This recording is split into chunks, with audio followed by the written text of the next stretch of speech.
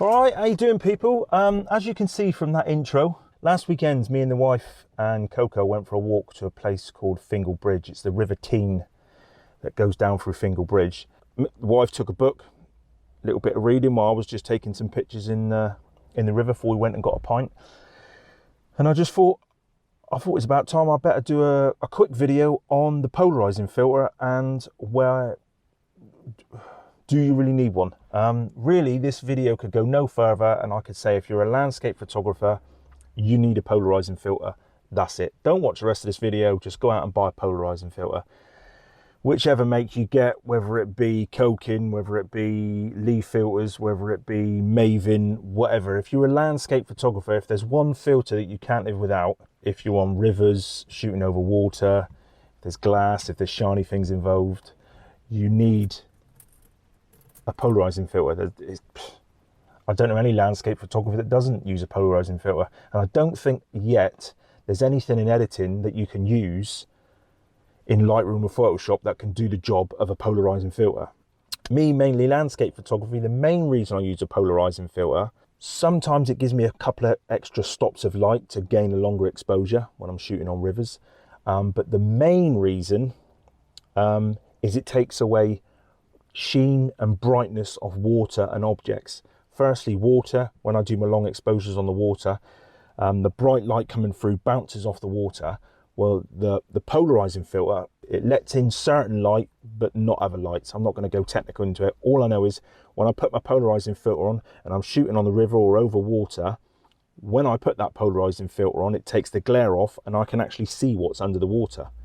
So when you see those shots of the Rockies in Canada, and they've got the water in the foreground and you can see all the colourful rocks underneath, and then in the distance they've got the Rockies and the mountains and all the rest.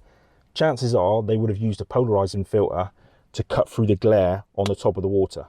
That's one reason I use it, to take away the glare. And if it's been raining and you're in a jungle or you're out in the woodlands, it's been raining on the leaves of the trees, you'll get a lot of glare on that. It's not noticeable straight away, but when you zoom into the shots, it's only when you start using a polarizing filter you realize that you need one. At the minute, I'm using, my setup is Lee filters, which all of you know I love my Lee filters. This is the adapter ring.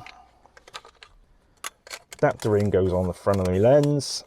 Filter holder, it's got two slots there for me ND filters or my graduated filters. That goes on the front of there. And I can tilt it obviously because the horizon moves and different angles and all the rest of it. And the particular polarizer I'm using at the minute is this huge beast. It's the Lee PLC 105mm landscape polarizing filter, an absolute beauty beast of a polarizing filter. And that, you can see, there's little noggins on the side of my filter holder, and that just clips in there like that. And then my graduated and my neutral density filters go in the slots inside. And this particular polarizing filter turns, so I've got strong from weak to stronger polarization.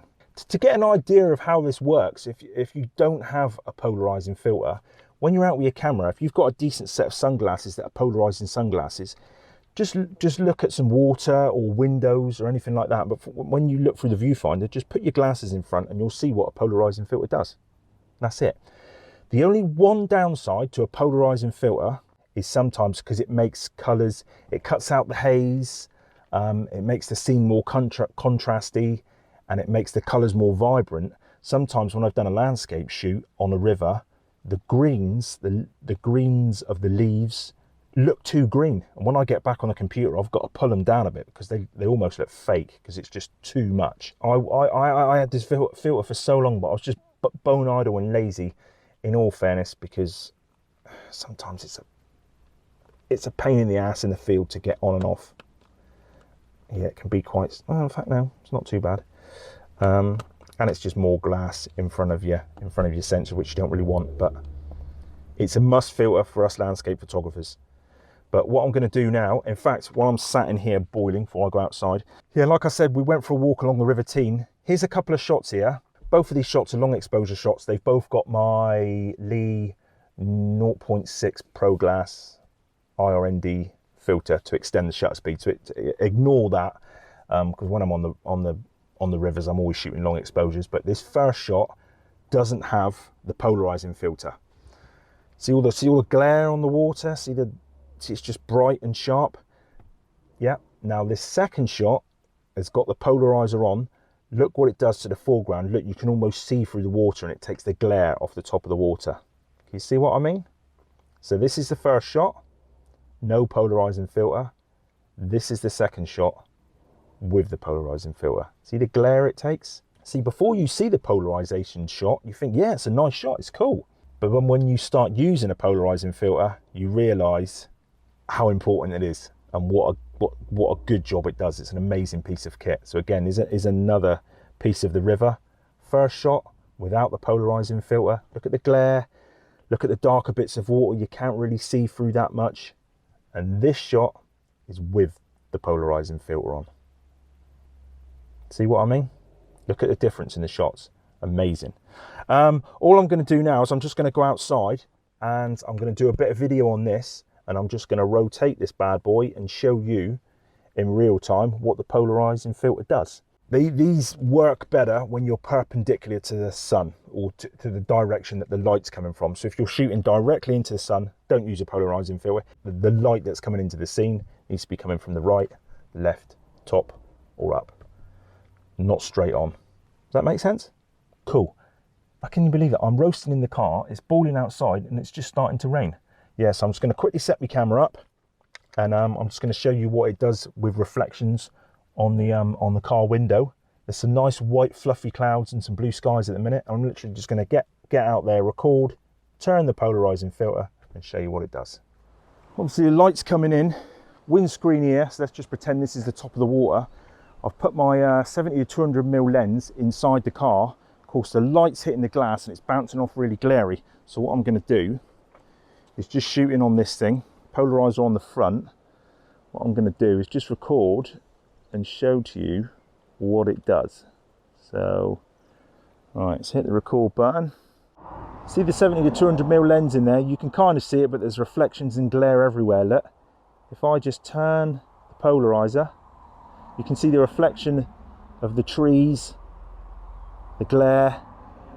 If I turn the polarizer, look at that.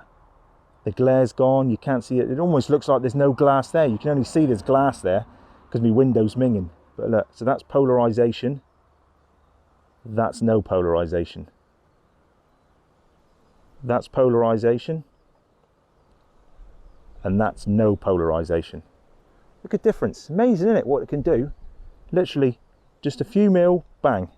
So if you can imagine you're shooting on a river and you want to see what's underneath, you want to see those colourful boulders and stones underneath the water, you literally bang this on, give it a turn, oh, clear as bell. Easy peasy. How cool is that? Just from this cool bit of glass. All right, get you nice and close so you can see what I'm doing. Blue skies, the fluffy white clouds, that's no polarization. You can see on here, you see I'm going to turn it, look. Polarization.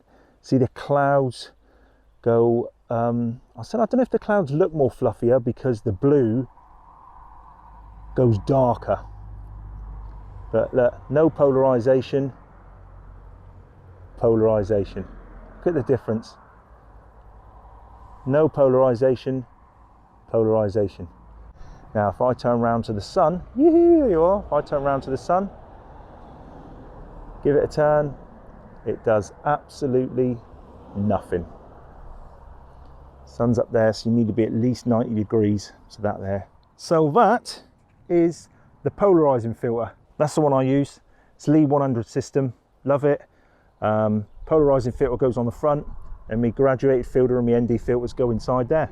Literally, you could have stopped watching this video right at the start when I said, just get a polarizing filter. If you're a landscape photographer, you need one. You've seen what it did to the reflection on the car window.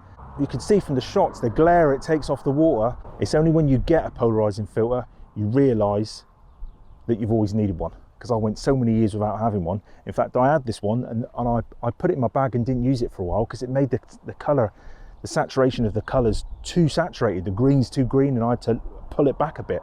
Not the cheapest bit of kit, but well needed if you're a landscape photographer. Cool, like, subscribe, hit some buttons, whatever. Cheers for watching. Cool, cheers, bye.